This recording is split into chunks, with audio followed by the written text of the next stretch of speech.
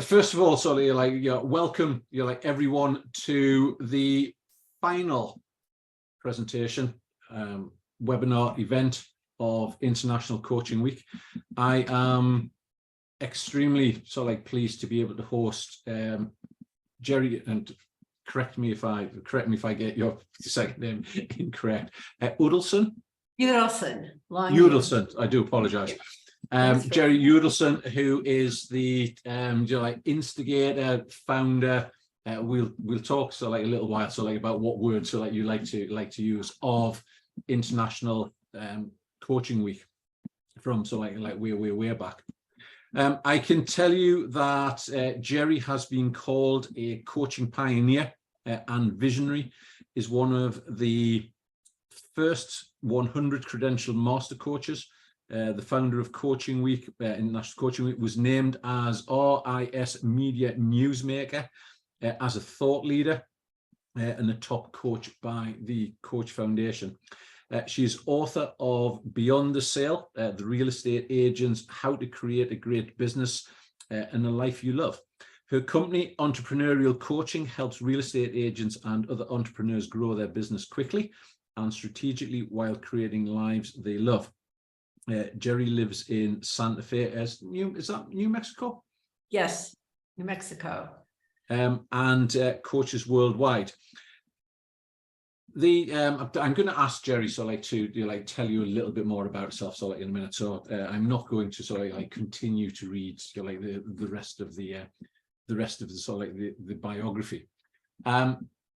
What I would say is that this is very much a celebratory interview, where I have the opportunity to ask Jerri some questions.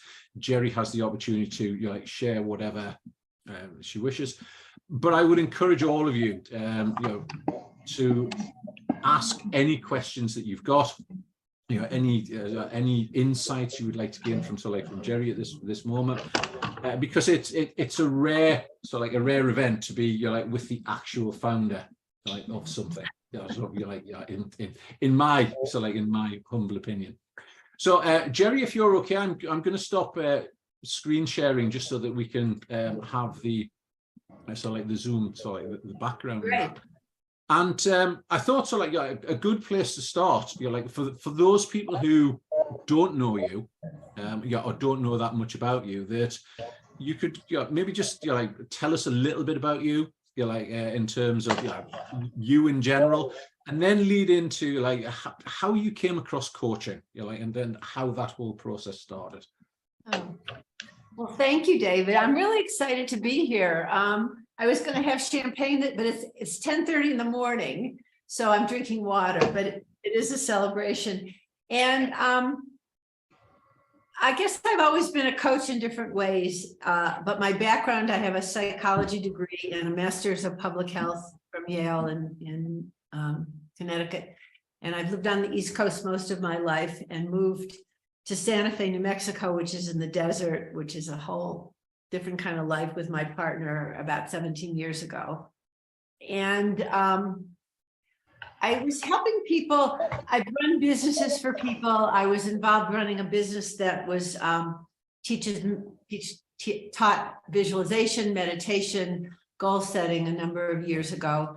And I was always interested in, how to create a better life for yourself and how to create better lives for other people. And so I have sort of a business background and a psychology background. And I was working as a sort of a consultant helping people.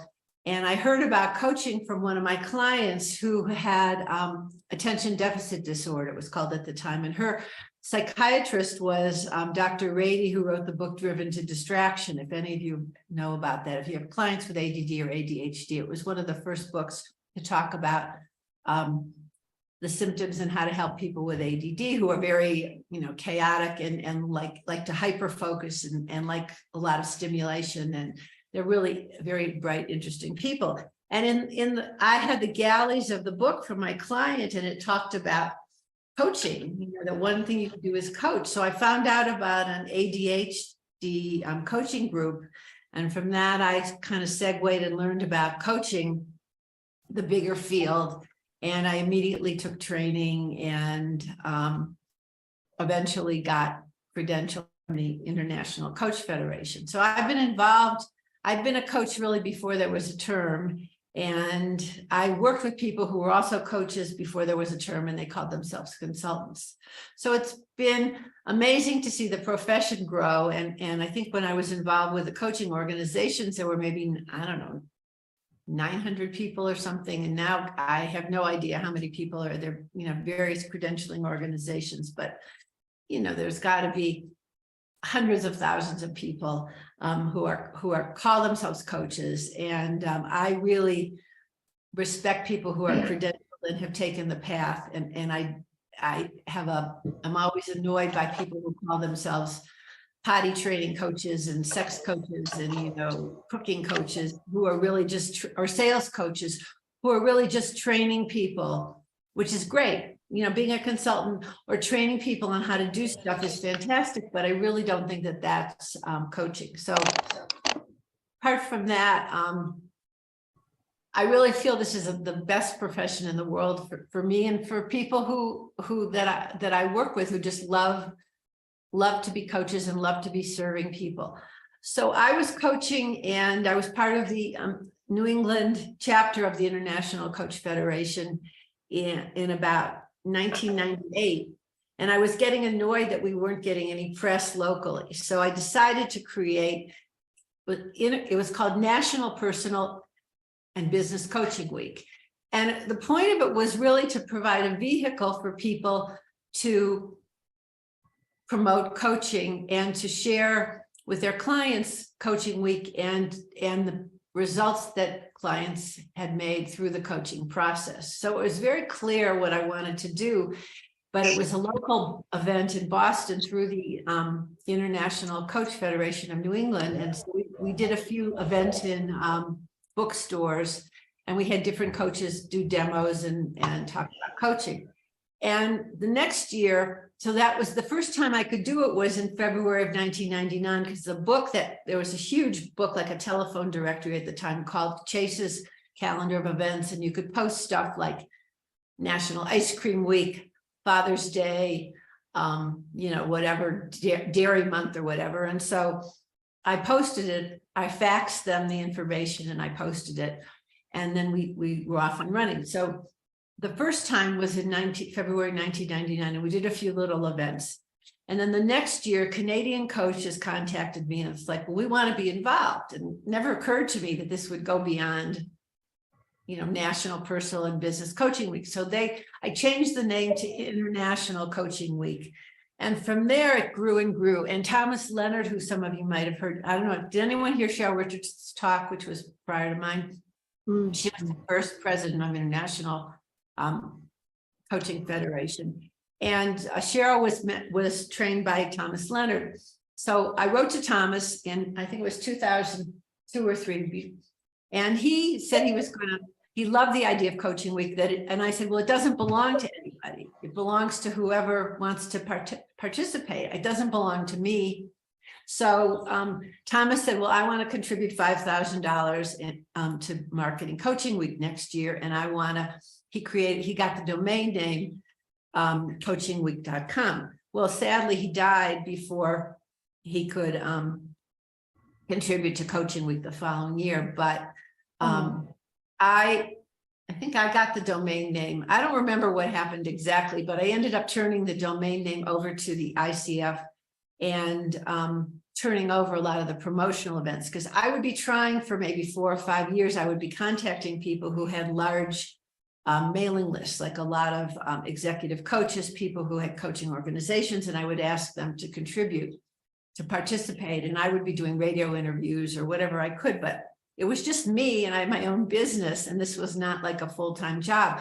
So I did turn it over to the ICF with the understanding that it didn't belong to anybody. So I would say Dawn Campbell jumped on this in a huge way a few years ago. I can't tell you what year because I don't remember, but it was a few years ago. And so your organization has been putting on these wonderful events and different.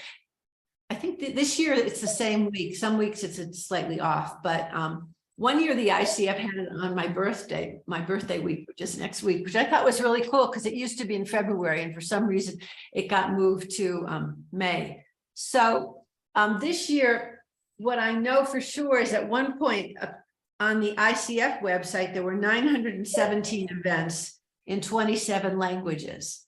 So when you think about that, it's just mind-blowing to me. It's a little person in, in the United States, that there are people all over the world celebrating the power of coaching. And I've given talks in Ukraine before the war, in India, and I've coached people as part of my personal contribution to Coaching Week. This year, I coached people I did half-hour sessions in Romania, Portugal, Austria, Switzerland, Thailand, Sweden, Hungary, and the US, which is pretty shocking to think that, because of Zoom and technology, I could be talking to someone in Thailand about her coaching business, or somebody in Romania who was stuck on a certain issue or whatever. So it's been personally very gratifying that I could contribute in this little tiny inkling of an idea has exploded. And I think it would have come through someone else if it hadn't come through me. I really am very, I'm gratified by the fact that I was able to do this, and it's a wonderful legacy, but it was not my intention ever to do that. But I want to segue that into the whole situation, the whole thought about following your gut, following your instincts, following your intuition, which I know if you heard Cheryl talk about it an hour ago, that I live my life by, my inner guidance, by my inner wisdom. And when I get an inkling or an idea, I just go with it. And I don't censor myself generally. So I get ideas and then I put them out in the world, or I try to incorporate them in my business. And certainly with my clients, I listen really carefully and try to figure out what's going on in the situation. And maybe I'll interject the right question, or I give resources, which I don't know. Some coaching organizations say, don't give advice, don't give resources. Well, I do, because if I have the answer to something that somebody's struggling with, I heard a coaching class where it took 10 sessions for the client to figure out that she should hire a bookkeeper. And I was like sitting there biting my tongue, with my hands sitting on my hands, because I would have just interjected, you really need to hire a bookkeeper. Now that's advice, that's not coaching, but why waste 10 sessions on something that sometimes the client does not have all the answers within them. So if you have an inkling, and some people are not, if you have an inkling about something that you could offer to the client that would accelerate their growth, solve a problem, whatever, then I say offer it. You don't tell them what to do, but you can suggest something and it can make their life easier. So I think what Cheryl had said in the last session was she had people close their eyes and breathe a little. I better help myself to another bit. Hello, can we mute? She had people close their eyes and then ask themselves a question like, what is the next step of my personal growth? Or you can close your eyes and ask, like, let's try it now. Let's try Cheryl's question. A version of that, like, what's the next step in my personal growth? What step can I take within the next week to move myself forward in a positive way?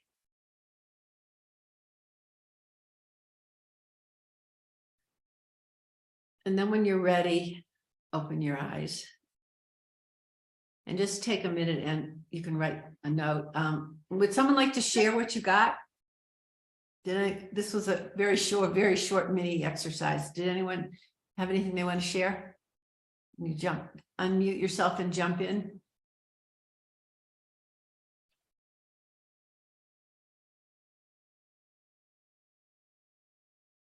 Did anyone get answers they're not willing to share? No. Okay, willing or unwilling? Is that Nikki? I was just thinking because Isabella's unmuted herself as well, so I didn't know if Isabella was answering. In the spirit of walking the walk, I have joined an organization which one of my clients has been part of for a number of years, which when you do something, they do something great in the world. So for example, every time I hold a coaching session, and a business coaching session in the UK, an entrepreneur in Africa gets funding towards giving them business mentoring to start a business in Tanzania, for example, or Uganda is one of the countries that's being supported. So how can I use my coaching in order to make a bigger impact around the world? I've signed up with this organization so that one little coaching session here has a big impact somewhere else in the world. Wow, that gave me chills.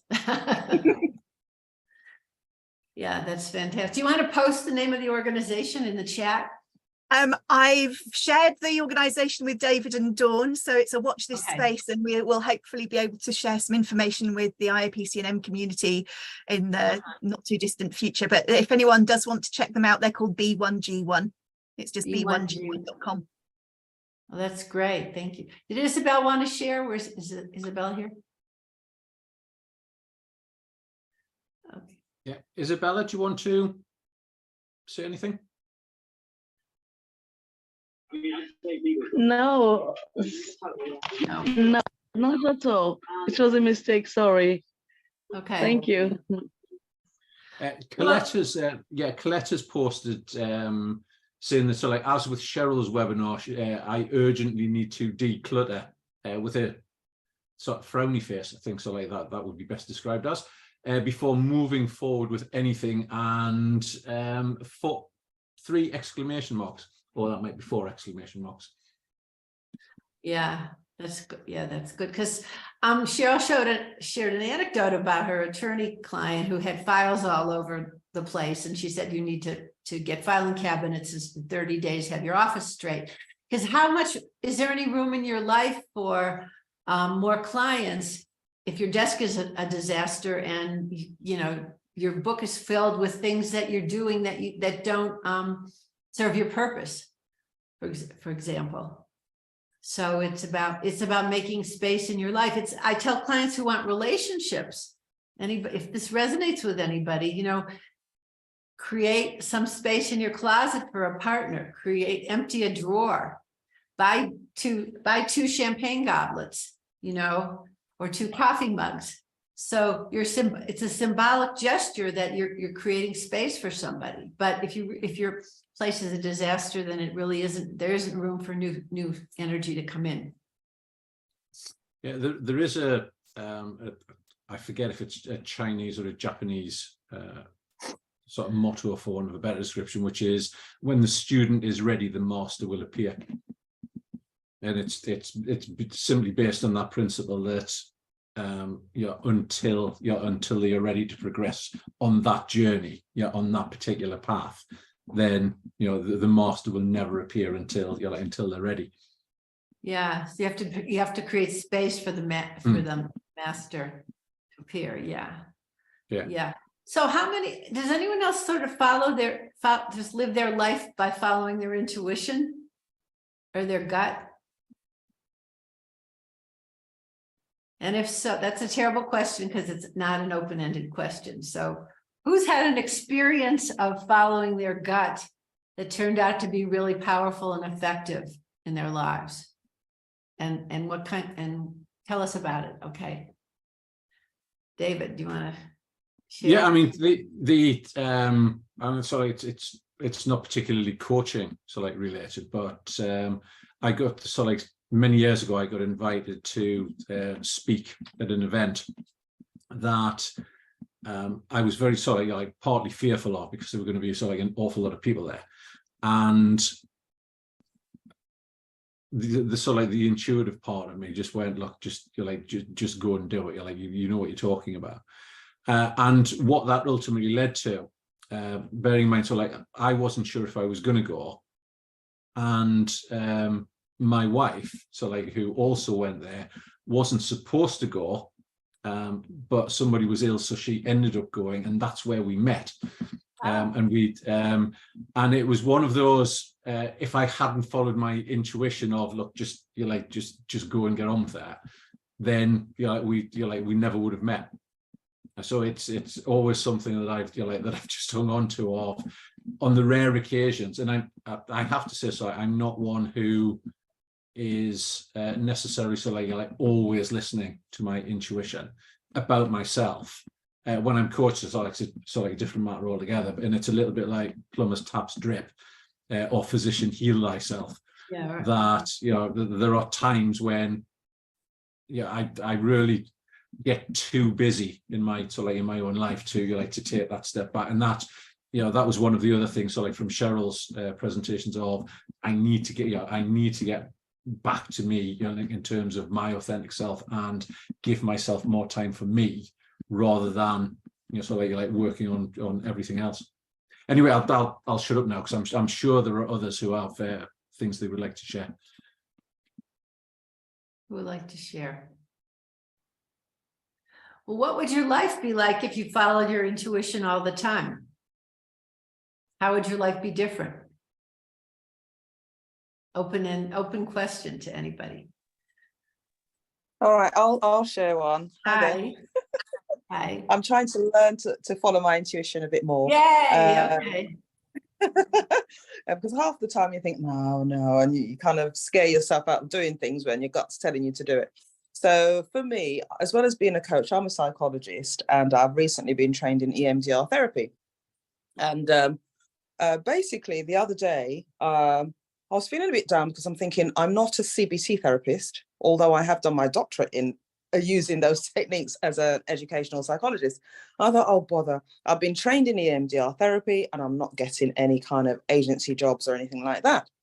Anyway, that's like trauma related, right? Trauma. Yes, sorry, it's trauma related. That's okay. right. Yes, and it really does cover the area of coaching that I'm interested in. Funnily enough, anyway, to cut a long story short, I saw, because I was feeling a bit down, I thought, oh well, they said I've got to niche, So I looked up some fellow Facebook groups on educational psychologists. I thought, all right, I'll try, but I don't want to work with EPs like myself. I don't want to.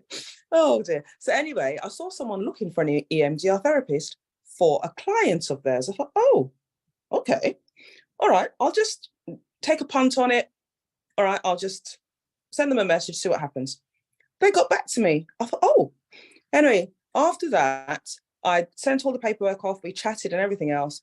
And then I was waiting for them, and I'm thinking, oh no, they're going to think I'm not BABCP accredited or whatever the thing is. They'll probably say no. And my gut instinct literally said, Paulette, send your therapy CV. Let them see how much you've actually done. Because I've done tons with the coaching. I use CBT in my coaching all the time, techniques. I've written a book on it, on stress management. That was my PhD research, right? So I shouldn't let that put me off, but it had done. And I thought, just send it, and then send you a little poster that says all the areas you cover. And there was one other thing I sent. And would you believe, the next morning, they said, I would love to have you, take you on. I thought, wow, I bet that gut instinct of sending the extra information is why they said, yes, we'll go with her, regardless of whether she's a CBT therapist, because it seems as if you have to be that first and add EMDR on afterwards. But I thought that's a bit unfair. I've been doing this for 20 years. Yeah. So I think that is why I got this gig. I've just started. I've had 2 sessions with one of their clients. Oh, she's my client now, but yeah. So. Boy, that's fantastic. That's great. Thank you. Yeah. Mm-hmm. Yeah. All right, I'm going to go off camera again. So how about it? Did anyone have experience where you didn't follow your intuition and you were like, oh, damn, I should have followed my intuition and not done this or done this? Yes. Hi. Is it okay to speak? Sure. Yeah, hi, it's Isabel. Oh yeah, I can't see who you are though. Are you on no video? Oh, okay. Go ahead. Hi. Okay. Good evening. Can I say thank you first and foremost for organizing this program? It has been wonderful. Can you hear me? Can I? What I was about to say. Sorry, I think I'm going to be speech. I think I'm going out of speech at the moment. The point I didn't use my institution because my foundation is a nurse.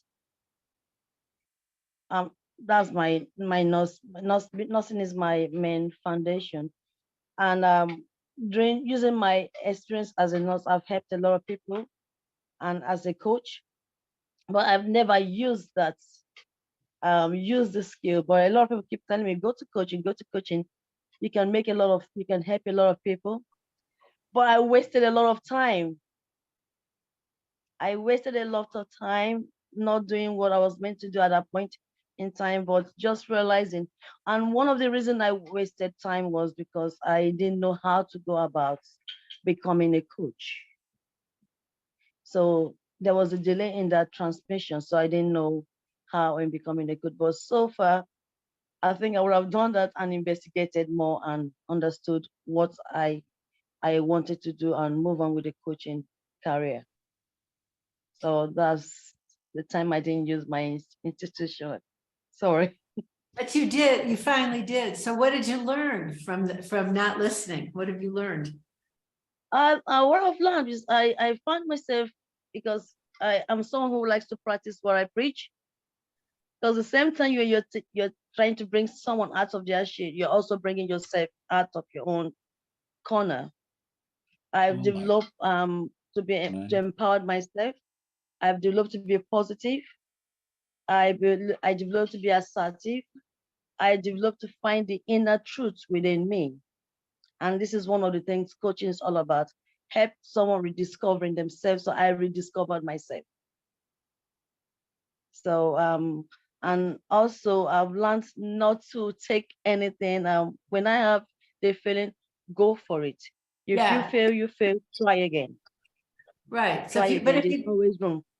And if you get an inkling or an intuition, then don't wait, act on it. Because, if it hadn't gone to that or if his wife hadn't gone, if your now wife hadn't gone, or you didn't act on your intuition, who knows? Exactly. Yeah. Thank you again. Thank you. Thank you.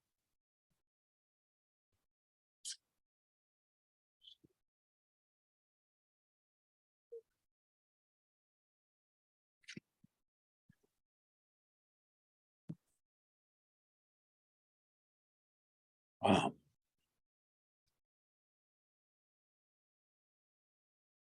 So let's talk about how we can give back, more.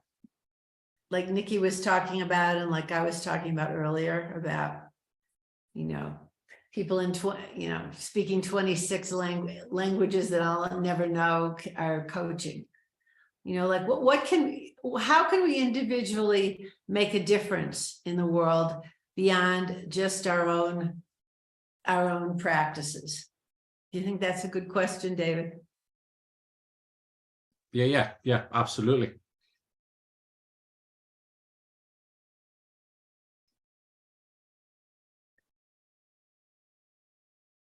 Would anybody like to volunteer to go first to share their thoughts?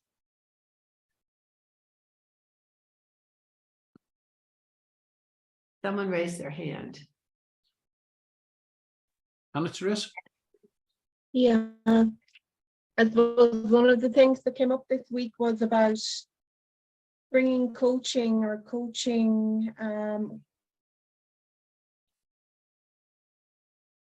intentions outside of the coaching room or outside of the session into your own life. When you meet people, when finding the positive, and even if people aren't your clients, that you're still bringing that positive ethos into your environment, and that's it. Then that's the ripple effect of that out to other people. So we can help more than the people that pay us. Like we can help just the people within the people within our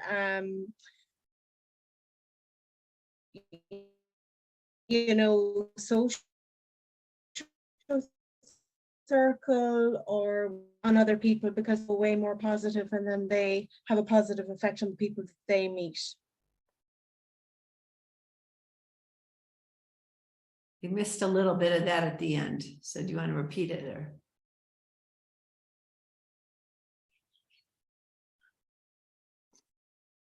All right. That they treat with that kind of positive regard, they go on to treat other people with the same positive regard. Yeah. Yeah. Yeah. I think one thing, piggybacking on that, and that's in my book I wrote for how to create a great business and a life you love, is about watching your thoughts. And like I've trained my thoughts so that I'll say, instead of saying damn or whatever, I'll say, oh, God bless, or I never say that was stupid. You know, if I'll do something, I don't say that was stupid, I can't believe I did that, or I'm never going to be able to do whatever. And so because I think you're giving yourself suggestions all the time. If you say, I'm never going to be able to do this, or I'm stupid, or I'm clumsy, or whatever. So I noticed that I especially do that with clients, but also my partner. I'm always telling him, you know, positive expectancy. And I've heard him use the expression with his kids now, because I think it's really important to have, as you were saying, a positive frame of mind. So if you see people saying, oh, I can't believe I'm so stupid, or that I'm never going to get this job, or whatever, as a coach, I'm not coaching them, but I'm just saying, you know, as your friend, you know, I don't think it's a great thing to say this. How can you reframe it? So that's one way to spread more positivity and more effectiveness, you know, because we're not effectual when we're giving ourselves negative suggestions all the time. You know, and I know, is anyone familiar with the work of Marissa Peer? She's a British hypnotherapist. She does rapid transformational therapy. She talks about this all the time, that you're giving yourself suggestions all the time.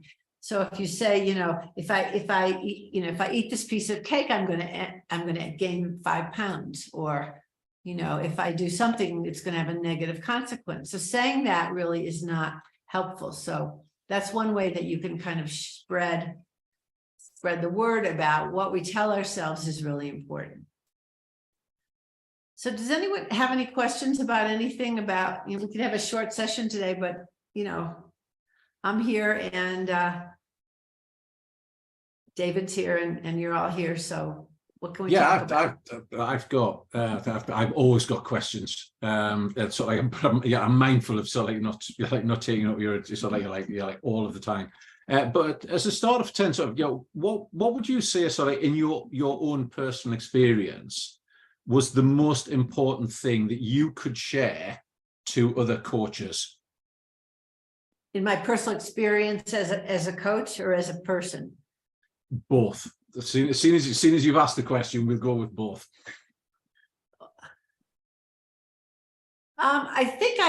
Personally, I think I learned that it's really okay to have what you want in your life, because I came from a family where, you know, whatever my mother wanted was what I had to have in my life. And I think I really learned about agency and autonomy, that I can create what I want and that I deserve to have it. I think that's really the most foundational shift that's a great question, by the way. The most important foundational shift that I got, and it took me in my 30s probably to really feel like it was okay to have my own, everything I wanted for myself, and to then explore what that was. And it's been a long journey to, you know, get to the point where I am now.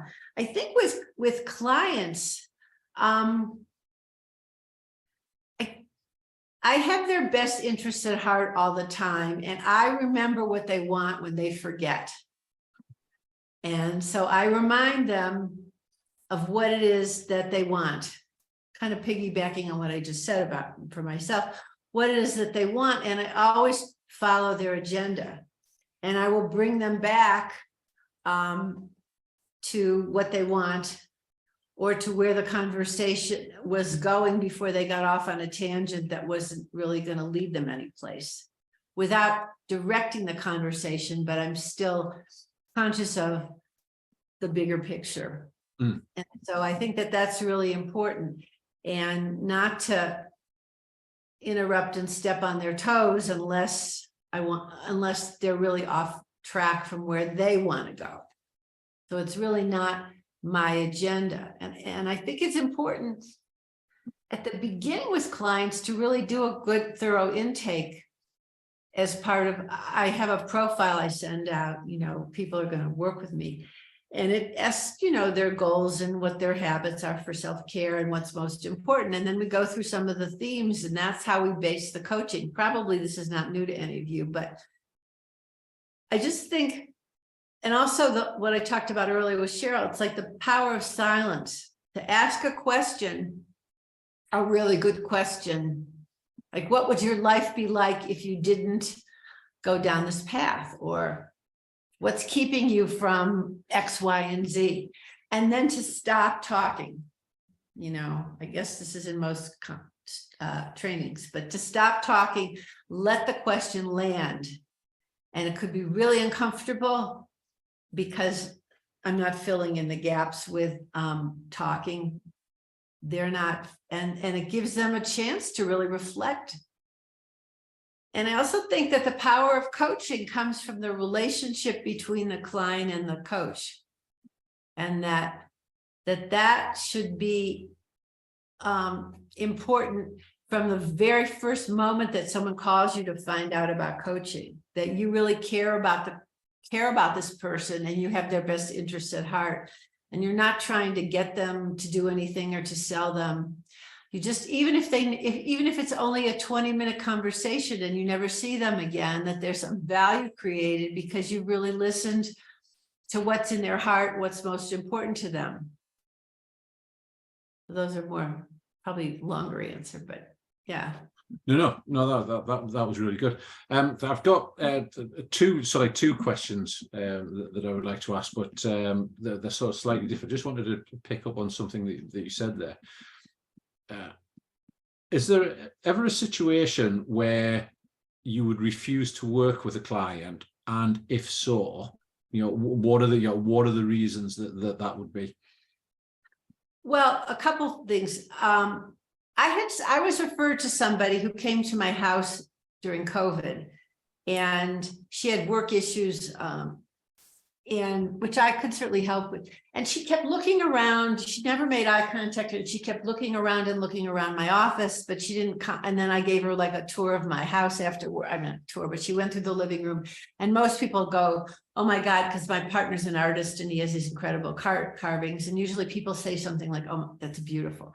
And it was a very strange, she took a lot of notes, and it was a very strange encounter. And then like 10 minutes after she left, I went, "Oh my God, she has Asperger's. The reason she's having all these issues at work is because she has no social intelligence, emotional intelligence, and she can't read facial expressions." But I didn't get it until she had left. And I called the person that had referred her, and I got some references for people who work with autism. And I talked to my neighbor who's a PhD psychologist, and I decided not to tell her that I thought maybe she had autism, because I didn't feel that I was appropriate, that I was a clinician. And I said, "I can't work with you because I just don't feel I'm the right person." And I definitely, that was the end of the transaction, and she was mad. But I felt I handled it with as much integrity as I had, because it was just out of my wheelhouse. I also think that's one example. I also think that it helps that I have a background in, I'm a real estate broker. I run small businesses. I know a lot about marketing. I really think it helps me work with people that are in that niche. If somebody came to me and they were like the CEO of a huge corporation, I don't think I have the background and the bandwidth and the experience I can ask great questions and listen, but I think I bring something special to my clients who are in the same kind of universe as I am. So Mm. if it's somebody who's running a manufacturing plant, or somebody who has issues with diversity, for example, and those issues, I can't bring the special sauce to them now. So I disagree with some coaches or trainers who say you can coach anybody. So I stay in my own lane. There's enough people that that are trained and have experience in that. And one other thing, I had somebody call me on this, a random person who signed up for coaching week from a European country. And she wanted to talk about issues about fertility and IVF and stuff. And I took a deep breath and it was like a bomb dropped, and I took a deep breath and it was like, okay. And then I asked her questions about what it would be like if this happened. And, I asked her different kinds of questions to help her think about the decision, even though it was totally out of left field. And it was a very helpful conversation to her. But if somebody had come to me for coaching and wanted to talk about fertility issues and egg donation and stuff, and what would be the implications on her life, I would not, but because, she had signed up for this free session, and I figured, well, let's just go for it. And she was a coach. So I did, and it was fine. But generally speaking, I try to stay in my own lane, Mm. Okay, like parental coaching. People have specialties, parent-child stuff, or I don't know, whatever. As I said, manufacturing processes, coaching, or whatever it is. So there are enough people that know how to do that. Mm. It's interesting because it's one of the things that I've often argued about in the definition of coaching that often comes up in books of, if coaching skills, you can coach anybody on any topic. And I've always had a bit of an issue with that around two things. Number one, you have to have an interest in that area. And number two, it'd be really good. So if you understand the language that they're using, because if somebody came to me and said, oh, I'm looking for a life coach. Okay, in what area? Fertility. I'd be going, right, lovely. Let me help you find somebody else, because it's not going to be me. Right. So, but just one final question for me before I open it up to the floor. 25 years of International Coaching Week, and as you said, you're like all of the changes that you've seen. What would you like to see over the next we'll not say the next 25 years, it might be a little bit too far ahead, knowing what's going on in the world, but what would you like to see over the next 2 or 3 years in terms of either changes or growth or different things happening? Oh, thank you. Well, I really think it's important that people who call them, I think there needs to be a distinction between professional coaches who are trained in the competencies or whatever the equivalency is, for your organization, who know how to coach, who are trained and are not trainers teaching people stuff all the time, which is great, but not coaching, or consulting and just giving people, assessing somebody's business and giving them 10 recommendations, which is great, but that's not coaching. So I would like there to be more of a distinction between professional coaches. And I would like to change the term, but I've never come up with anything better. I've discussed it with people. And also I think the fact that artificial intelligence is it's not going to dominate coaching, but I think we need to make a distinction between what we do and everything else that's out there, and the special sauce that we provide, which has to do with the relationship between the coach and the client, and what we can offer both by our presence and by our wisdom, knowledge, and experience. That to me is the really most important thing. And I did a coaching session with it. I've done a couple AI coaching sessions, and one got dropped. I wrote a paper about this, but one was dropped in the middle of the conversation. And then I had another one where they had the 7 hats of Edward de Bono, like the red, I don't even know what it is, but they were asking me these questions. And then I would say something and he would just repeat it back like it was Rogerian therapy or something. Yes, I understand you're confused about this. And I mean, how can you you can have a relationship with a robot, but there's really nobody there. You know, they can pretend to be as warm and fuzzy and all that. But it's really about the relationship. And so that's where I am about it, you know. The importance of credentialing and training and distinguishing what we do from everything else that's out there, so that people go, oh, I really want that. I really want someone who's on my side, who's going to really support me, brainstorm with me, and help me figure out, you know, what the best path is for me, or how to get unstuck, or how to grow my business. I think it's something you mentioned there. I tend to use sort of like movie metaphors, movie quotes quite a lot. And something that you said there reminded me of iRobot, where the sort of like the lead scientist, sort of like who's died, and is a hologram, and Will Smith who's asking the questions, and the hologram occasionally goes, "I'm sorry, my responses are limited. You must ask the right questions." And it's when he gets the right question that he responds and says, "Yeah, that detective is the right question."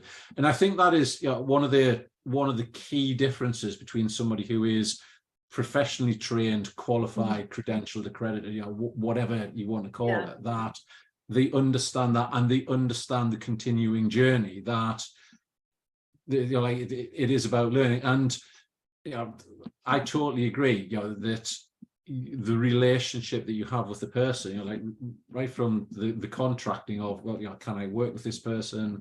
Like, is it a good engagement? Is the late Chris Coffey from Marshall Goldsmith say, never take a bad engagement? And here are some of the things that you might want to look for.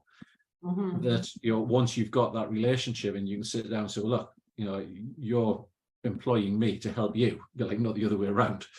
And I think that that is equally important. And something else that you said as well, that resonated a lot with me at the beginning, when you were talking about, you wouldn't let somebody go through 10 sessions. You would interject and go, look, forgive me, but you probably need a bookkeeper. Right. Also resonates on the sort of with that question of, it's okay saying everything's within someone, but what if it's not? What if they just have absolutely zero idea? Right. Exactly. So thank you for that. We've got literally a few minutes left before not only this session ends, but our involvement in International Coaching Week for 2023 ends. It would be remiss of me not to mention that the Eurovision Song Contest is on tomorrow. Which is equally equally worth celebrating. Does anybody have any final questions or comments, or anything that they would like to mention or raise or ask Jerri whilst you have the time? There's a question in the chat. Should we do that? Was it but by all means. What marketing strategies do you? Hi, Craig. What marketing strategies do you use? What is the best way to find clients? What has worked for me? Well, COVID was a good opportunity for me, because I never coach on Zoom, and I prefer the phone. I think it's more intimate, and there's less distracting about like what's she wearing and what's her house look like, and is there a cat crying? But I started coaching on Zoom, and because I work with a lot of realtors, I started giving talks to real estate agencies about. I try to give talks on topics of interest, not to get clients. So I gave one about I've been studying the happiness. Lori, can't remember her name, the woman from Yale. Lori Santos has a free class on the secrets of happiness. It's called The Science of Well-Being. It's on Coursera. Lori Santos, Santos. It's a fantastic class. I took the class online. And she has like 10 secrets of happiness. And I said, which secrets will help you grow your business, which have to do with social connection, which is one way to be happy, and gratitude and giving back. Those are probably the top 3 ways that you can grow your business. So I talked about that, and then people would get to know me on the talk. I would offer, I think I offered a few sessions after that for free, which I'm not going to do so much anymore. And I would have a handout with some of the main topics. So I think giving talks to your niche, if you have a niche, and making a list of all the people you know and calling them and say, you know, I'm growing my practice. I'm looking for a few more clients. I started working with attorneys, which I do, or I'm working with whatever, people in the arts or people in whatever. I'm an executive coach. And so just, you got to talk to people. Talking to people is much better than,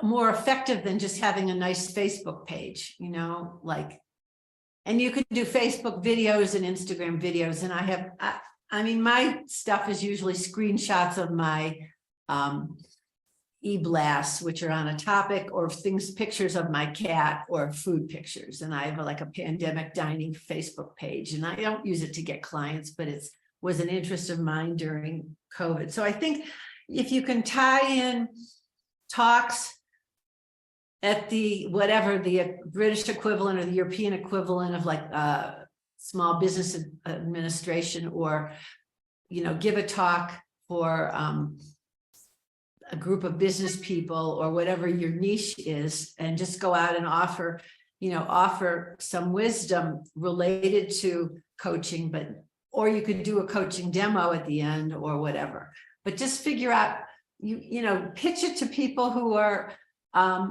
in your niche. I don't think this is new information, but, and have you need a web page, and you need a website rather. And you need to periodically stay in touch with people. You can't, if people call you and they're interested, and then they say, well, I'll get back to you in 6 months. So you call them in 4 months and say, hey, I'm wondering how things are going. And ask people what their pain point is. They're going to call you when they're in pain, when they're stuck, when they have an issue with something at work, when they have financial questions that they're stuck on, and maybe they just need someone to help them free up their brain so they can get an answer.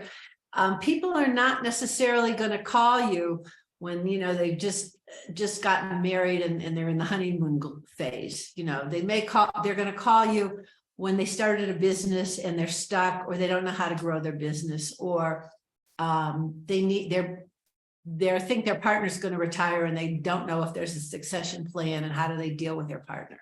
There's always, I don't know if David Shake, there's always a reason why people call you, and they may keep your business card for like 10 years before they call you. Mm-hmm. But so you want to figure out how you're going to get to those people by just being out there all the time somehow. Yeah, it's one of the Thank you. Thanks. Is that good? Helpful. One of the LinkedIn statistics is that people might follow you for 12, 18, maybe 24 months, just to see what you're doing before they even think about making contact.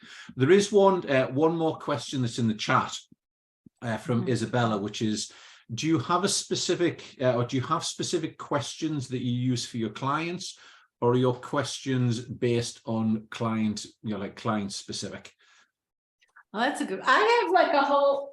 I don't have it with me.